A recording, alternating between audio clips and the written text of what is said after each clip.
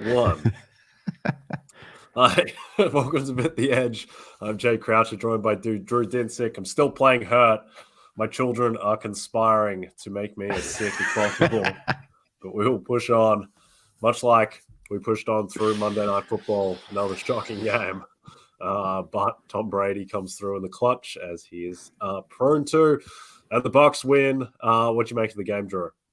I mean, you said it. I think anyone who watched all four quarters of that game deserves some sort of a medal. There were many moments up until the 2-minute warning there, the clutch drives by the Bucs where that was just an absolutely unwatchable mess.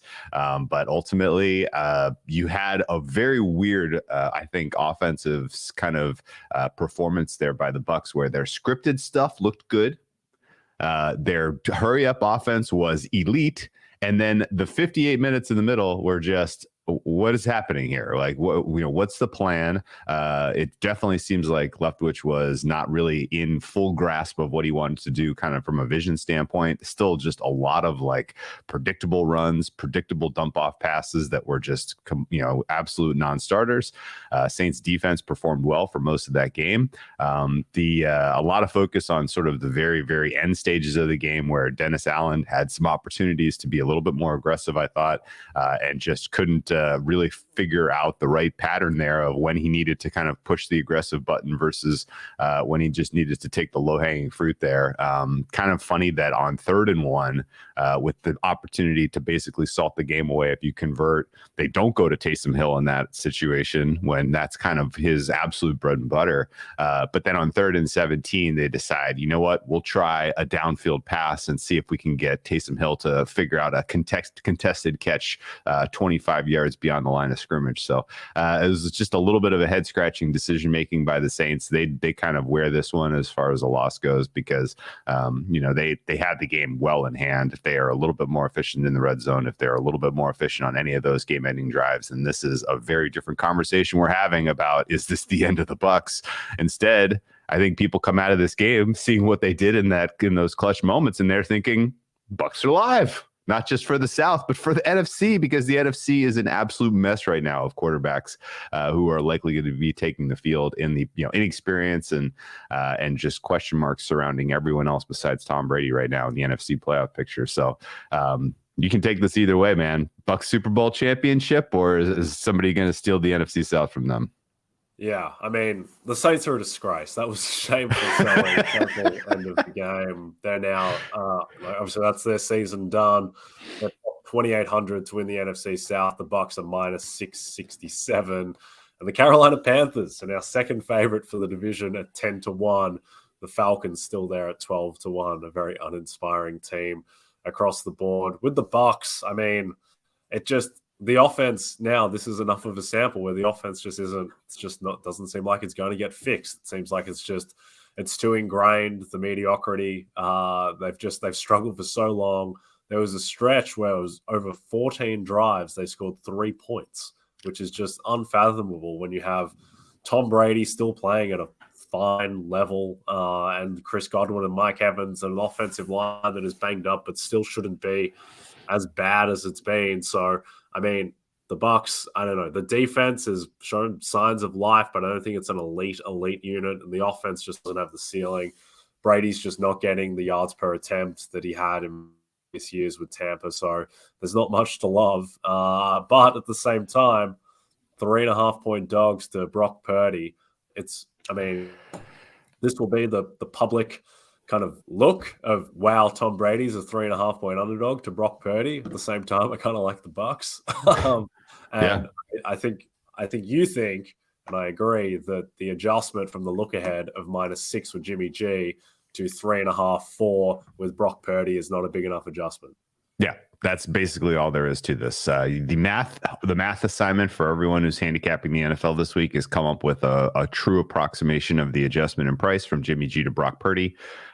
You can go about that any which way you want, but I mean, even if you take sort of the neutral quarterback under Kyle Shanahan as your baseline expectation for what you're going to get from Brock Purdy, this is still not a big enough adjustment from, what was, the look ahead of -6 to now looking at -4. We're talking about somewhere in the ballpark of a less than 10% win probability swing. When you're bringing in a new quarterback who has not gotten first team reps all season. On top of that, you have a number of, the Niners, they got to win. But at what cost? Like, that was a very, very physical game against the Miami Dolphins. A number of their high-profile players got dinged up in that game, missed time in that game. The offense, we know, is dealing with a number of injuries. Christian McCaffrey's not 100%. Deebo Samuel's not 100%. And now you're going to ask Brock Purdy to basically get it done with the B team. I'm shocked that this has not moved across 3. I thought this would open up on the 2.5 range, kind of independent of the result we would see with the Bucs on Monday Night Football. And I mean, this is Bucs, Bucs plus the points, Bucs on the money line. I don't really know that I'm going to have a bigger position just looking at the rest of the board this week. It all looks kind of fair to me, except for this game. So I guess I'm Team Tom. Yeah. It's not a great team to be this year, but they are a challenge. I think the question is like, just from a thought experiment, like, what has a higher floor? Is it Tom Brady, Mike Evans, and Chris Godwin, or is it Kyle Shanahan's scheme with Christian McCaffrey, Deebo Samuel, George Kittle, and Brandon Ayuk? And just, I've spoken to people who said that it was a reach that Brock Purdy got drafted where he did, and he was the last pick of the draft. People were shocked. Guy made it to the NFL. So, I mean, he looks stunningly okay, I thought, against Miami, and we'll see what he looks like this week. And with a proper week to scheme against Brock Purdy, maybe the Bucs will be able to throw different looks at him. But I don't know. He looked good. He looked good enough against Miami for them to win against the Bucs. But you would expect certainly that there is some disaster potential there. Let's talk about these two divisions, the NFC West and the NFC South. Firstly, any interest in the Carolina Panthers at 10-1? I'm going to pass on that one. I get it that Sam Darnold looks to be more competent than what you got out of PJ Walker and Baker Mayfield, surely. But he's still Sam Darnold. There's enough signal there that this guy is a bottom third quarterback that I don't think you're really going to expect kind of surprise positive performances from them. If the Bucs lost the game last night, I think we're having a very different conversation today because the Panthers, obviously 4-0 in division is amazing. They have I think they have 4 wins. Oh, excuse me. They're 3-0 in division, but they have the only win that they have that was out of division was against the Denver Broncos. Against the Buccaneers and the Saints. I forget, of course, that they lost to the Falcons in overtime because of the DJ Moore thing. Sorry, Jay. But yeah, ultimately the Carolina Panthers, the path is just too challenging here for them to get home, especially finishing back-to-back on the road at Bucs, at Saints. If you're holding on to hope that they pull off the impossible and upset the mighty Seahawks, stun the resurgent Steelers, and then pick off the plucky Lions, you still have those final 2 road divisional games to get over the hump if you want to get that ticket home. So I think the Panthers are probably done. If you kind of made me predict most likely final record for them, I'm going 5-12. I think they really only get one of this next 3, and then they probably lose those final 2. So I'm not really looking for any kind of Panthers love here. And in fact, I'm pretty engaged in that Panthers Carolina market this week. I'm surprised that there is as much love as there is in the market for the Panthers in that one. We're looking at, we had look aheads that were in the ballpark of 7, 6.5 for Seattle, and it's now 3.5. Is that, and that I'm assuming that's not entirely based on them cutting Baker Mayfield. Like, you don't get that big of an adjustment for cutting Baker Mayfield. And so, yeah, I'm not exactly sure what's going on there. Seattle has just still a sizzling precision downfield passing game. Geno Smith is the guy. They're at home. This is high leverage. I'm not seeing this adjustment down into the 3.5 range. So small edge for me on Seattle here, and I'm going to be watching that one pretty closely. Yeah, I don't really understand the line either. I mean, Ken Walker shouldn't really be moving the line that much, if at all, really, because of how good the passing game is for Seattle. I will say the Seattle defense is terrible. And I think there was the hope that it might be, slightly below average, the 18th, 19th defense in the league. Right now, it looks like a bottom 6 defense, and just couldn't do anything against Las Vegas. Made John Wolford and Cam Akers look vaguely competent as well. So I think that is the angle, is that they have a dreadful defense, and Carolina's defense is pretty solid once you throw out the Bengals game, which I'm still not sure entirely what happened. But even with Seattle's issues, I think at plus 325 for the division and the Niners are minus 425, I still think Seattle, that price is too long, even with the defense. Now, the tiebreak situation is very weird and is going to shake itself out over the next few weeks, but I still think Seattle have to be a bet at plus 325, right? Yes, absolutely. And this is a rare chance where you are trying to capitalize on the market under appreciating Jimmy G. I really think that's what we're looking at here, because I can't ever really get to the point where there is so much confidence in what Shanahan does that people really are treating Brock Purdy like an average replacement player. He is a rookie. He was a 7th round drafted rookie, as you said, potentially overdrafted. You got a little Chad Kelly situation there, where John Elway does his buddy Jim Kelly a favor and drafts his kid, so he's as Mr. Irrelevant. But as John Lynch maybe knows Brock Purdy's dad, who knows? But it definitely, to me, you're expecting a pretty low level of performance out of Purdy in this one, and if the Niners stub their toe against the Bucs, well, what do they get in terms of trying to get back on track? They get a road game at the Seahawks the next week. So literally a loss Niners, a win-win Seahawks flips these prices in entirety. We wake up after 2 weeks of football and we are looking at Seattle minus 400, San Francisco plus 300. And I think realistically, the opportunity to capture that much equity just on the basis of a little bit of an underappreciation of how good Jimmy G was in this system, I think is the play here. Yeah, I'm with you. And look, Seattle's schedule, I mean, it's okay. Carolina, San Francisco, at Kansas City, which they will probably lose, home to the Jets, home to the Rams. By that time, the Rams may not have any players at all. So they have to beat Carolina, they have to beat San Francisco, and then they need help from the Bucs or the Raiders, who play San Francisco later in the season. But I agree, this price should be more like plus 175, plus 200, that type of range. Okay, just a reminder, if you don't have the NBC Sports Predictor app, go download it now. The contests are free and easy to play, and you have a shot to win $100,000 this weekend by guessing the outcome between the Dolphins and Chargers in our Sunday Night 7 contest. All right, let's talk Offensive Rookie of the Year, which I think is certainly the most vulnerable market, the one that's most in flux. A lot of other markets now, we're getting to the point of the season where, Geno Smith, Sauce Gardner for their awards, that's basically just a bet on health. MVP is Mahomes versus Hurts, to me, with Joe Burrow as the outsider. Coach of the Year is Sirianni's to lose, probably. I think he just needs to go 15-2, and he should win. But Offensive Rookie of the Year is a complete bloodbath, where Ken Walker is still the favorite at plus 175. He is questionable to play this week. Garrett Wilson's plus 250. Christian Watson is plus 375. I wouldn't back Christian Watson if he was 15-1. He's got 400 yards. Chris Olave and Dameon Pierce are the uninspiring picks. But Chris Olave is plus 500. Brian Robinson, 16-1. He's on a bye this week, which hurts him. Kenny Pickett, 20-1. And Dameon Pierce, plus 2,200. Now, Dameon Pierce is an uninspiring pick for the masses at 22-1. It seems a bit absurd given he's got like a 200-yard lead on the field. But who's your look in this market?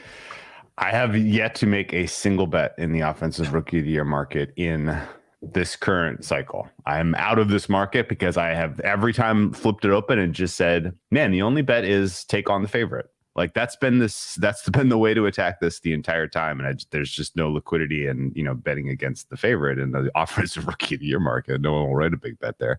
But we were talking about Ken Walker the third was minus 150 last week, and that was insane. Plus 175, considering his health status, is even more insane.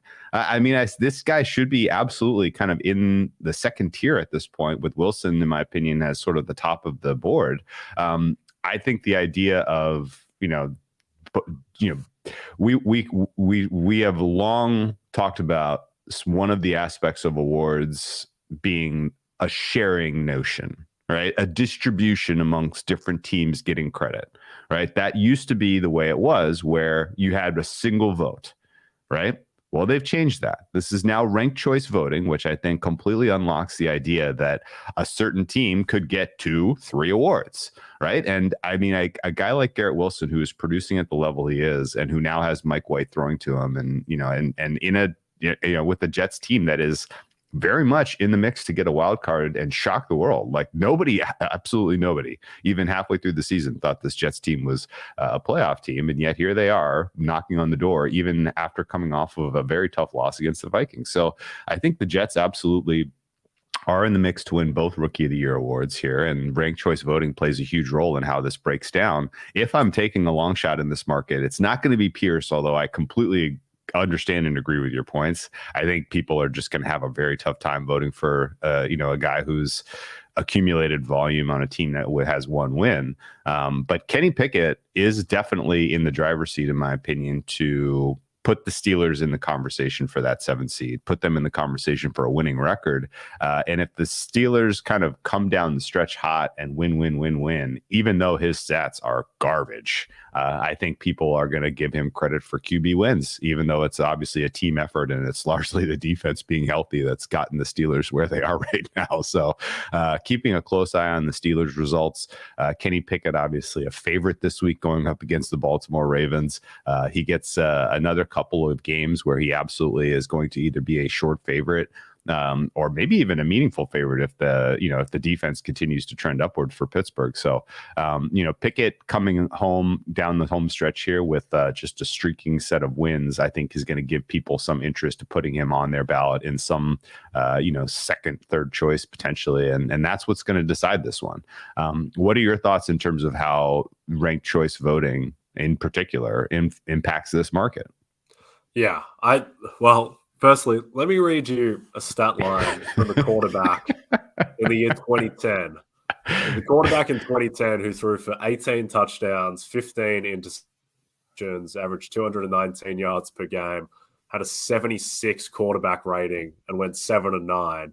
And Sam Bradford won Offensive Rookie of the Year. And I think that's the Kenny Pickett path, is basically be vaguely competent at the most important position and flirt with 500. I think that it's weird, but I think Lamar Jackson getting hurt might have really shifted the Offensive Rookie of the Year market. Yes. Because Kenny Pickett plays Baltimore this week. Lamar's not going to play almost certainly. And then he plays him again in 4 weeks where Lamar, I don't know, maybe he's not back by then either. So I think that is material. Steelers have an easy schedule. If they can get to just 9 and 8 and Pickett fixes up his stats a little bit, then I think he can win if no one else separates themselves. My other thoughts on the market are basically Ken Walker's price is just poison until we know that he's 100% healthy. Christian Watson is not winning. He's got 400 yards. I think America has just made up its mind that Chris Olave and Dameon Pierce aren't going to win this award because of their teams. The longer shots don't have any interest there. So to me, Garrett Wilson should be the favorite in the market. It's just a matter of finding out what his true price is between minus 110 and plus 250. And I would say it's probably like plus 150. So I think it's definitely a bet at plus 250. But he is the bet. And then I think Kenny Pickett. The Steelers are about true price 14-1 to make the playoffs, that type of range. If they make the playoffs, then you would think that Kenny Pickett just wins the award at that point. So I do think that he is a bet at 20-1. It's not the most inspiring bet, but I think that Pickett and Wilson are the two plays. This market just kills me because I had Breece Hall at 22-1. I had Ken Walker at 40-1. I didn't feel good about either. Obviously, Breece Hall is completely done. They should just give the award to Breece Hall. He seems the best offensive rookie this season. It's funny that you named Wilson's price at plus 150 because I was going to say 40%, and that's plus 150. And I think what we laid out for Kenny Pickett is probably a 10% chance. Sure. And so at 22 to 1, 20 to 1, that's a bet. So I think that's where we stake our ground here. And I haven't bet this market. I just haven't had enough conviction, enough of an edge to feel like getting involved. But this is probably the time. I don't know. Are you seeing any chemistry between Garrett Wilson and Mike White that would suggest that Wilson could have some more days like we saw on Sunday? Well, I think the thing is that when you look at Wilson's stats, just without Zach Wilson as his quarterback, he's basically like Tyreek Hill meets Justin Jefferson. Like, it's absurd. He's very good. Yes. And I think the fact that he had 15 targets on the weekend, that's ridiculous. Like, NFL, it's a very small group of players who even have the upside to get 15 targets once all season.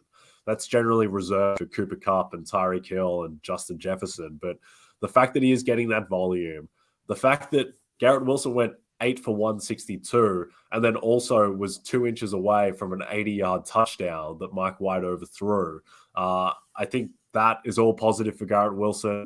I think the Jets, their schedule as well, they're playing at Buffalo this week, where they're almost certainly going to be losing and throwing to Garrett Wilson.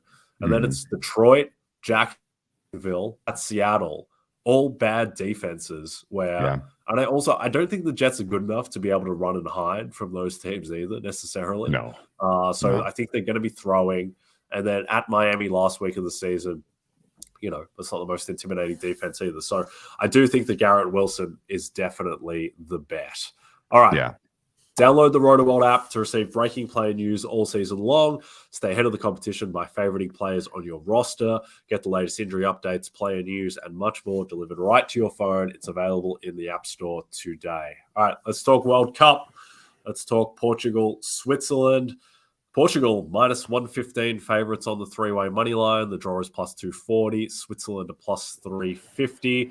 This is the later game today at 2 p.m. Eastern, as I turn to my left and see that Spain still have not scored, despite having, 2 XG in the first half. It's ridiculous they didn't score, but what's your read on the Portugal-Switzerland game? Yeah, sweating this Spain result big time right now. Don't know why they can't they cannot get a finish to save their lives. Portugal is very different. Portugal they have clinical finishing, and Bruno Fernandes in particular. That guy absolutely incredibly good on the pitch, and people will look to the star power of Cristiano Ronaldo and assume that Portugal's fortunes go through him. No, it's 100% the midfield. It's 100% Bruno, and I would expect that in general, Portugal is the clear better team in this head to head. Now, that's not to disrespect Switzerland. I watched a lot of that Switzerland-Serbia match. That was really, really high quality. Switzerland produced some absolutely outstanding opportunities in that one. And so I think the play here is both teams to score. Portugal is good defensively. They're okay goalkeeping wise, but you look back to some of their matches, like the match against Ghana, with a lead, they did not sit on the ball. They gave up lots of opportunities for their opponents to get back into it. And Switzerland has some nice attacking players. So I think this is either an overlook or both teams to score yes type of play here. I don't think we should dismiss Switzerland potential to advance here, but I would not take on the price of Portugal to win in regulation. Yeah, I think both teams to score plus 105. I think that's a totally reasonable look. I think that Portugal, their case to score is that they're the better team, and they have João Felix, Bruno Fernandes, Bernardo Silva. Bernardo Silva is just constantly overlooked at all kind of levels, is quietly one of the best players in the world, despite having a kind of weird up and down spell with Manchester City over the past few years. And then, Ronaldo, for all his sins, is still an elite finisher. So Portugal scoring seems relatively straightforward. And then to your point about Switzerland, Portugal's defending against Ghana was a disgrace. Like, they completely lost their heads. They really shouldn't have won that game with the goalkeeping snafu at the end. So I think that Portugal are very vulnerable. whenever Cristiano Ronaldo is in your team, your defense is compromised, your defensive scheme is compromised. So I think both teams to score is a pretty solid look in this one. Now, Swiss games have typically, in the history of the World Cup, have been very kind of bland, very kind of Swiss. No offense to Switzerland, very neutral. Someone who lived in Switzerland 4 months. It's very clean. Everything runs on time, and the defense is typically very well structured. But I do think that in this game against this Portuguese defense, based on what Switzerland showed in their last game as well, I do think that there will be goals. And I think I probably prefer both teams to score than the price on the over 2.5. Which is similar, but I think both teams to score is probably the better look. Anything else? Any other World Cup opinions before we go? Yeah, so yesterday's results didn't really change our understanding really at all. This has been chalk. It was watching the penalty kicks between Croatia and Japan was fun. I feel like if you had a live market open of penalty, yes, no, you pretty much could have swept the board just by reading the body languages of the players as they went out and set up the balls, because the Japan guys were literally like, going out there with the world's lowest confidence, and the Croatians who scored were just boom, clinical. But that was a fun match. And then South Korea, obviously, that it completely overwhelmed in the first half of that one. I thought Brazil very much took their foot off the gas. They could have had 5-6 easily in that one. And really the South Korean keeper maybe deserves a little credit for a couple of wonder saves. That was even as lopsided a result as it was in the scorebook. That could have been worse, I thought.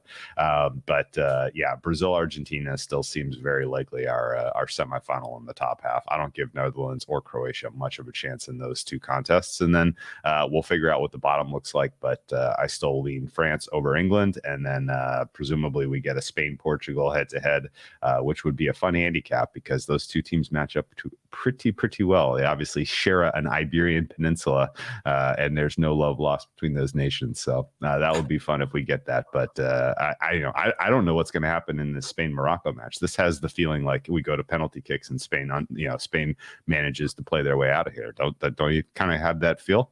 Yeah, Spain's they're not afraid to bottle an extra time period in a big tournament. I know they have had success, but this feels very much like a disaster game for Spain, but we'll see how that plays out.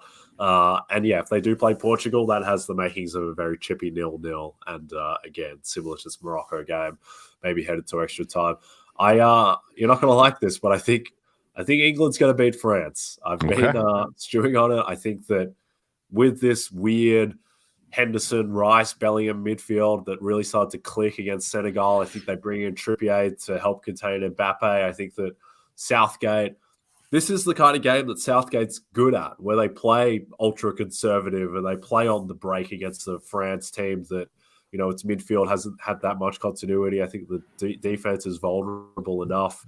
So England plus 120, largely talking myself into that because I need it. But I believe in you, Gareth, and we'll talk about that matchup certainly as we get closer to it. But that's it for now. I'm going to go get a throat lozenge. Don't forget to check out NBCSportsEdge.com for more information to help you with your wagers. Thanks to those watching on the NBC Sports YouTube channel. And if you're listening to us in podcast form, don't forget to subscribe and rate us. From Jay and Drew Dinsick, we'll see you tomorrow.